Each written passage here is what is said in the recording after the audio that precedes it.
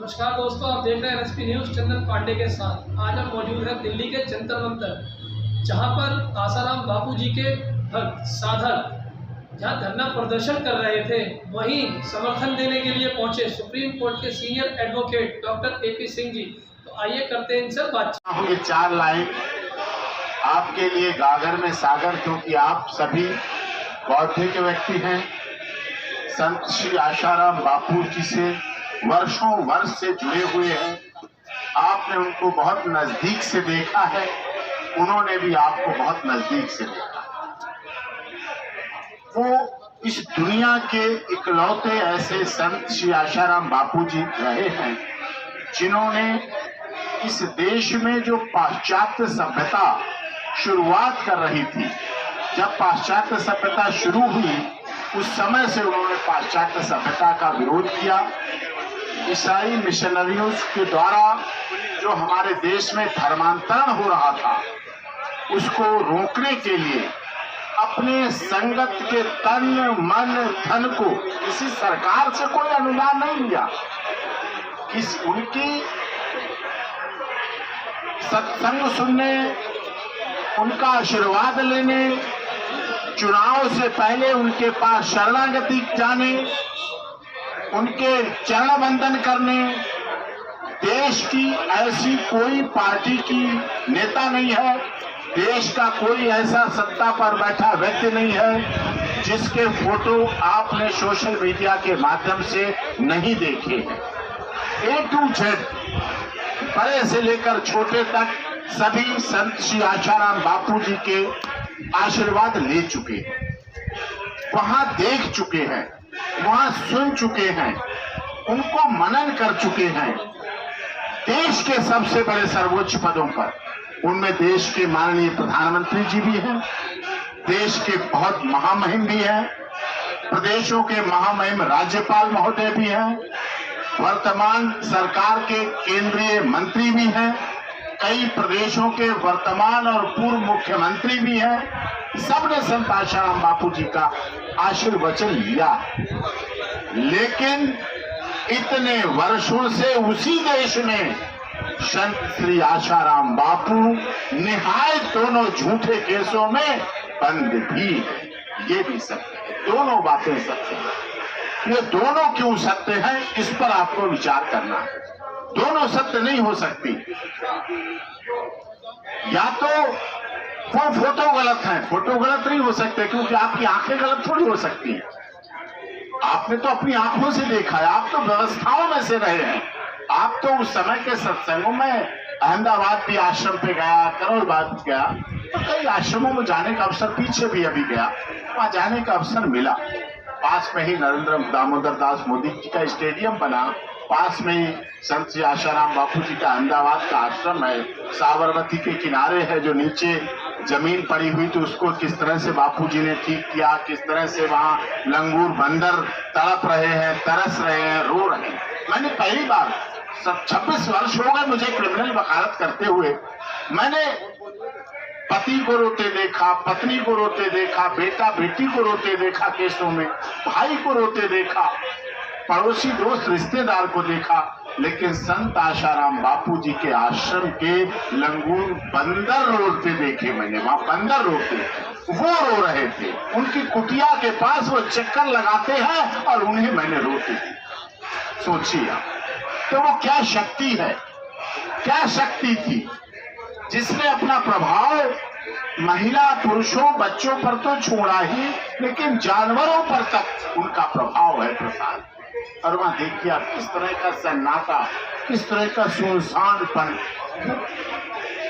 लंगूर बंदर चाहिए। तो ये चीज जो आपको देखने की है, समझने की है, सोचने की है, इस पर विचार करना है।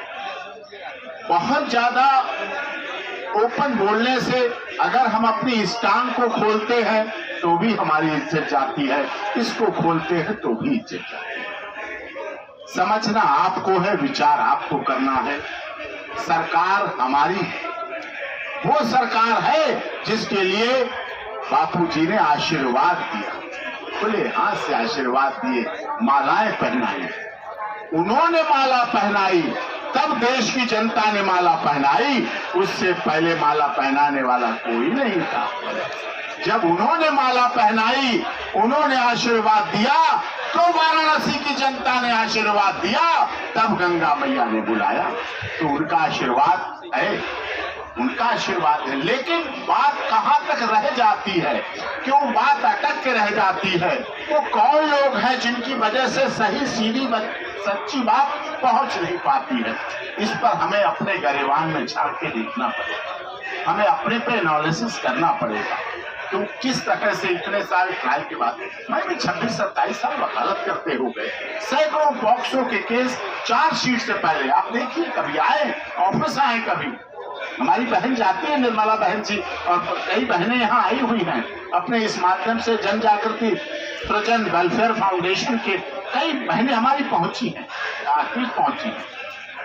कितने पॉक्सो के केस चार्जशीट से पहले बेल होती है, 90 दिन से भी पहले बेल होती है, उसके बाद होती है, गवाही के बाद बेल होती है, बाहर निकलती है। अभी पीछे कोरोना काल आया, हार्डकोर क्रिमिनल, मेरे क्रिमिनल, मैं तो वकालत करता हूं, क्या करें, वकालत करनी पड़ती, जो हमारे पास आता है उसके लिए करना पड़ता है।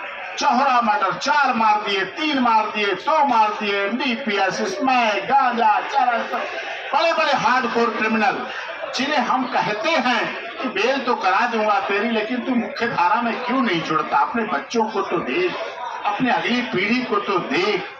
सुधारने का प्रयास करता हूं। ऐसे हार्डकोर अपराधियों को भी कोरोना कोविड-19 पेंडेमिक में अपने आप honourable supreme court of India ने, ऑनरेबल हाई कोर्ट ने हाई पावर कमेटी बनाई और उसके आधार पर लोगों को जमानत दी गई। लोग छोड़े गए। वृद्धावस्था के आधार पर, उम्र के आधार पर हमारा देश संविधान आम नागरिक को बेल देता है, जमानत देता। मैं ये नहीं कहता हमारा संविधान गलत है, हम ये नहीं कहते हमारी आईपीसी गलत है, सीआरपीसी गलत है, हम ये नहीं कहते हमारे नेता गलत है, राजनेता गलत है, लेकिन हम में से हम भी गलत नहीं है, हमारे साधक भी नहीं गलत है। लेकिन कौन है इसमें जो लोग ऐसी कार्रवाई को नहीं करवा पा रहे, जो जुड़े हुए हैं? आप लोग तो यहाँ जंतर मंतर पर आते हैं, यहाँ से भाव है आपका, पुस्तक सेवा कर रहे हैं आप।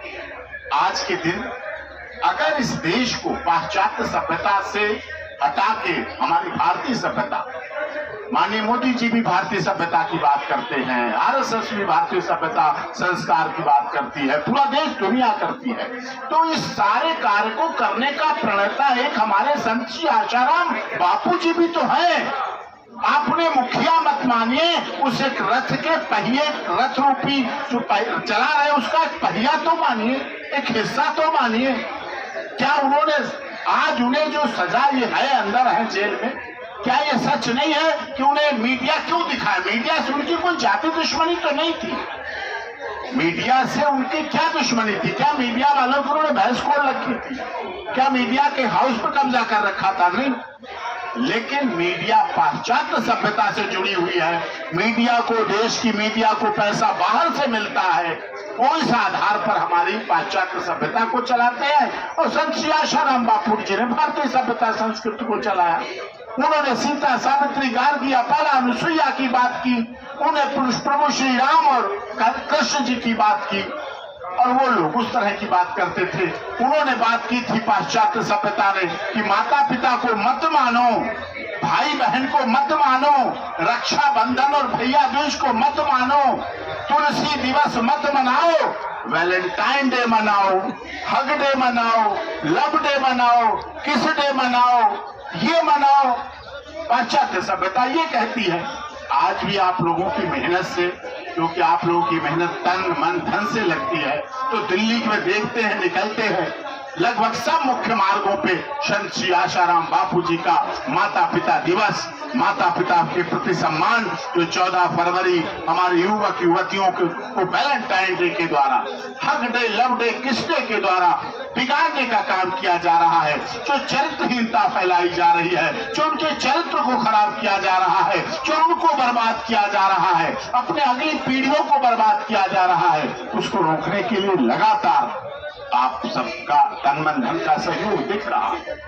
ऐसा नहीं है कि दिल्ली की सड़कों पर कोई निकलता नहीं। यहीं से तो देश के माननीय प्रधानमंत्री जी, महामहिम जी, माननीय सर्वोच्च न्यायालय के सभी न्यायाधीश, ऑनरेबल हाई कोर्ट के न्यायाधीश सब वहां पहुंचते हैं, सब निकलते हैं, सब देखते तो सब हैं, सुनते भी हैं, समझते भी हैं। तो कम से कम आप ये काम करें, आपकी अपनी जो साइकिल है ना, साइकिल जैसे होती है, उसका पहिया होता है, उसमें 1 2 3 भी अगर गड़बड़ हो जाए तो वो खड़ करके आपके अपने सिस्टम में ऐसा कुछ है जो आप सफलता नहीं पा रहे हैं। किसी सरकार की कोई हिम्मत नहीं, कोई दम नहीं। हमने तो किसान आंदोलन लड़े साहब, किसानों के खिलाफ, किसानों के साथ हम हैं। सरकार किसानों के खिलाफ हो गई। आपका तो क्या आंदोलन है, करनाल तक आंदोलन, बहादुरगढ़ रोहतक तक आंदोलन, सारी सड़कें जाम थी, आपको याद है, सर्दी गर्मी बरसात सब सड़क पर किसान सह रहे थे। पूरी सरकार खिलाफ थी। सरकार ने कहा हमने बिल बना दिए, वो लागू होंगे। हम किसानों की तरफ से सुप्रीम कोर्ट में सारे किसानों की तरफ से लड़ रहा था। 3 दिन तक लगातार बहस हुई। सरकार इस जिद पर थी कि जो कानून हमने राज्यसभा लोकसभा ने बना दिए, देश के महामहिम राष्ट्रपति जी ने बना दिए, वो लागू होंगे। लेकिन कानून में दम है। हमने अपनी दलीलें दी, अपने अपनी चीजें रखी। सरकार ने भी अपने सब वकील उतारे, बड़े बड़े वकील उतार दिए। हम किसानों की तरफ से थे। 3 दिन लगातार बहस हुई और ऑनरेबल सुप्रीम कोर्ट ने उसे लास्ट में स्टे दिया, कानून पर रोक लगाई, कानून रोके गए और बाद में मोदी जी को भी झुकना पड़ा। अरे कौन कहता है नहीं झुकते हैं? झुकते हैं, झुकाने वाला चाहिए। आप झुकाने वाले तो बनिए। जब उन्हें किसानों ने झुकाया तो उन्हें आंदोलन, किसान बिल वापस लेने पड़े और खत्म हुए वो बिल। माननीय सर्वोच्च न्यायालय ने किया। हमारा भारत का संविधान बहुत अच्छा है। आप इतने पुराने, इतनी उम्र का, 85 साल से अधिक उम्र के एक बुजुर्ग, आप मत मानिए उन्हें धार्मिक संत, आप इस देश का नागरिक तो मानेंगे ना। भारत का संविधान इस देश के नागरिक को तो मानता है ना। हम तो लिखते हैं ना, we the people of India. Bharat के संविधान की पहली लाइन है वी, हम भारत के लोग, हम भारत के नागरिक। वो तो है ना संत आशाराम बापू जी, वो तो देश के नागरिक तो हैं। गुजरात जैसे समृद्ध प्रदेश के नागरिक हैं, जहां से मोदी जी आते हैं, वहां के नागरिक हैं। तो वो नागरिक को तो अपने अधिकार मिलने चाहिए। इस देश की किसी जेल में 85 वर्ष से अधिक का कोई बुजुर्ग जेल में आज नहीं है, नहीं है। हम भी बहुत याचिकाएं लगाते हैं, कोर्ट कहती है mister Singh 86 year old, okay bell granted. बहुत ज्यादा बहस नहीं करनी पड़ती, बहुत ज्यादा कुछ नहीं करना पड़ता। बीमारी के लिए सबको मिलता है, इलाज के लिए सबको मिलता है। बड़े बड़े क्रिमिनल आतंकवादियों को बड़ी जिम्मेदारी के साथ कह रहा हूं, इस देश के आतंकवादियों को बीमारी में इलाज दिया जाता है, कराया जाता है, उनकी चिंता की जाती है, उनके बारे में कोर्ट में बात की जाती है। लेकिन संत श्री आशाराम बापू जी को बीमारी में भी इलाज कराने के लिए भी, जबकि वो आयुर्वेदिक रूप से इलाज कराना चाहते थे, उनको कोई राहत नहीं दी गई। सोचिए आप, सुनने वाले की, समझने वाले की, देखने वाले की आत्मा की हत्या हो जाती है। जैसा क्या कारण है? वो कौन लोग हैं? सरकार की इतनी हिम्मत नहीं है। सरकार जब किसानों के आगे झुक गई, कुछ बातों पर झुक जाती है, तो सरकार आपके लाखों करोड़ों फॉलोअर हैं, आप लाखों नहीं करोड़ों फॉलोअर्स हैं। इस देश में हर चौथा घर बापू जी से जुड़ा हुआ है, उनकी आराधना करता है, उनके साथ भाव रखता है, भावना रखता है। फिर ऐसा क्यों? आप अपने संगठन के द्वारा, आप अपने सिस्टम के द्वारा उन लोगों से भी बात करिए, उन लोगों से भी मिलिए जो हमारे सिस्टम का हिस्सा हैं, हमारे आपके साथ हैं। लेकिन एक शब्द कहावत पुरानी है, हमारी माताएं बहनें और बुजुर्ग सभी जानते हैं, एक आस्तीन का सांप भी होता है।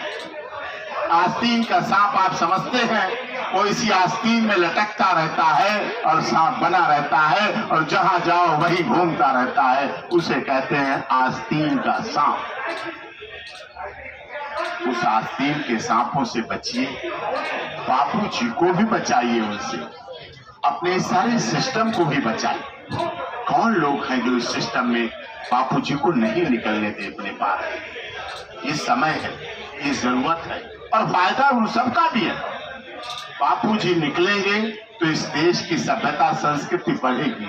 जब एक संत अंदर रहने के बावजूद भी, इतने वर्षों से अंदर रहने के बावजूद भी तुलसी दिवस बढ़ता जा रहा है, वैलेंटाइन डे खत्म होता जा रहा है, मातृ पिता दिवस बढ़ता जा रहा है, वृद्धाश्रम घटते जा रहे हैं, परिवारों में बुजुर्गों का सम्मान बढ़ता जा रहा है, किस लिए? सिर्फ बापूजी की शिक्षा, बापूजी की पत्रिका, बापूजी की सोच, बापूजी का प्रभाव, बापूजी का प्रसार, बापूजी का असर। तो अगर राजनीति में भी कोई ऐसे आस्तीन के सांप हैं जो राजनीति में हैं, सत्ता में हैं, सत्ता के गलियारे में हैं और बापूजी को नहीं निकलने देना चाह रहे हैं, तो उस पर आप लोग विचार करें, कानूनी लड़ाई को मजबूत करें, अपने सिस्टम को सही करें। एक जगह से सजा, आगे हमारा संविधान बहुत अच्छा है, वहां से सजा हुई, आगे अपील है, आगे अपील से ऑनरेबल हाई कोर्ट है, ऑनरेबल सुप्रीम कोर्ट है, एसएलपी है, रिव्यू है, क्योरिटी पिटीशन है, सब कुछ है। लेकिन आप करने वाले बनिए। जब आप करेंगे तो निश्चित तौर पर आपको इसका लाभ मिलेगा और वो आपका लाभ नहीं होगा। बापूजी अपने लिए नहीं निकलने को है, बापूजी तो संत हैं, उन्हें अंदर क्या बाहर क्या, आश्रम क्या, कोई उन्हें सरकार में तो जाना नहीं है। और सरकार में जाना होता, उन्हें अपने पुत्र को, पत्नी को, बेटी को, अपने किसी साधक को अगर सरकार में भेजना होता तो कब के भेज चुके होते, खुद कब के बन चुके होते। जब उनके सारे दंडवत होते तो तुम्हें कहने की देर थी, हमें ये बना दो, बन जाते। लेकिन वो तो एक सच्चे संत हैं, हिंदू संत हैं और हिंदू संत होने के नाते जो उन्होंने देश के लिए किया, इस देश के लिए दिया है, वो इतिहास में तो अजर अमर है ही, लेकिन आगे आने वाली पीढ़ियों को भी उन सब चीजों की जरूरत है जिसके माध्यम से हमारा अपना परिवार, अपना घर, अपना समाज, अपना देश, अपना राष्ट्र, अपनी भारत माता, अपना हिंदुस्तान बन सके। उसके लिए बापूजी को खुद निकलने की जरूरत नहीं है, लेकिन इस देश के करोड़ों लोगों को जरूरत है कि बापूजी बाहर आए और बाहर निकले और जिससे उन लोगों का भला हो सके, उनका हित हो सके, ये आवश्यक है। इसीलिए मैं जहां कहीं भी हमारी बहन हैं और जो भी सदस्य हैं जन जागृति सृजन वेलफेयर फाउंडेशन के माध्यम से आज यहाँ कार्यक्रम रखा गया है और बैनर भी देखिए कितने अच्छे लगाए हैं कि संयम बनाए रखें, भड़काऊ व आपत्तिजनक बातें नहीं बोलें, उकसाने वाली बात नहीं करें, पुलिस को पूर्ण सहयोग करें। हम लोग सब पुलिस को भी सहयोग कर रहे हैं, संयम से भी हैं, कोई आपत्तिजनक बात नहीं बोल रहे हैं। हम तो अपनी जो बातें करी हैं बापूजी ने, जो इस देश को दिया है, वो चीज बोल रहे हैं।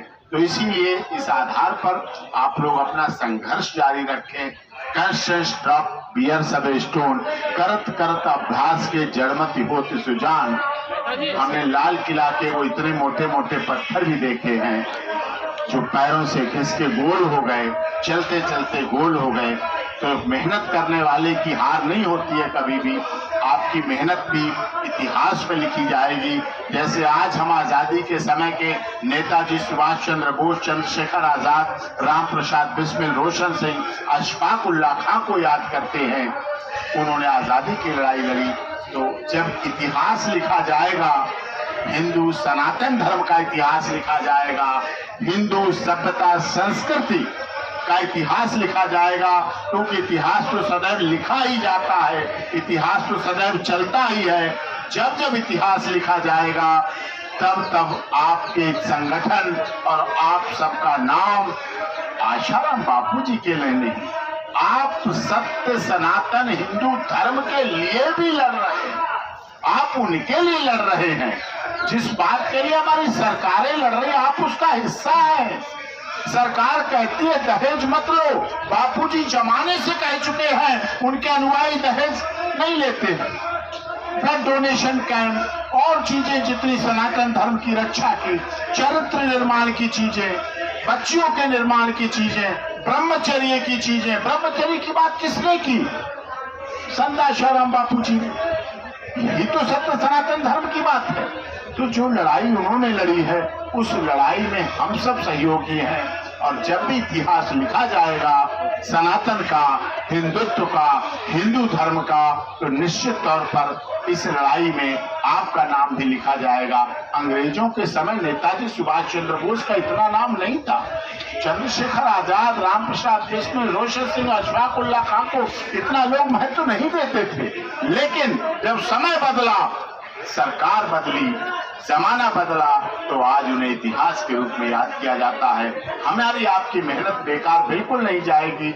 हम जो भी मेहनत कर रहे हैं वो आप करते रहें, लगातार करते रहें, और इस आंदोलन में इतना काम करें, जो सो रहे हैं उन्हें उठा दें, जो उठ के बैठे हैं, जो सो रहे हैं उन्हें जगा दें, जग के बैठ जाएंगे, कुछ तो सोचेंगे। और जो उठे बैठे हैं उन्हें खड़ा कर दें, और जो खड़े हैं उन्हें थोड़ा चला दें, और जो चल रहे हैं उन्हें दौड़ा दें, और जो दौड़ रहे हैं उन्हें आगे पीटी उषा बना दें। बस हमारा आंदोलन सफल हो जाए, हमारा आंदोलन सफल हो जाए। और थोड़ा थोड़ा और आगे बढ़ जाएं। आप लोग अपना घर छोड़ के यहाँ आए हैं। जंतर मंतर ऐतिहासिक स्थल है। यहाँ से बातें पहुँचती हैं। सदन भी चल रहा है, आज छुट्टी है, लोकसभा राज्यसभा सभी चल रहा है। यहाँ के माध्यम से ज्ञापन देंगी हमारी बहनें, ज्ञापन भी जाएगा देश के माननीय राष्ट्रपति जी, प्रधानमंत्री जी, गृह मंत्री जी को ज्ञापन जाएगा। उसके माध्यम से निश्चित तौर पर हमारी सुनवाई होगी। आशा रखें, निराश होने की जरूरत नहीं है। हमारी आस्था मजबूत है, हमारा विश्वास मजबूत है, हमारी श्रद्धा मजबूत है, और आस्था है तो बंद दरवाजों में भी एक न एक दिन रास्ता निकल आता है, मिल जाता है, होता है। मेरे साथ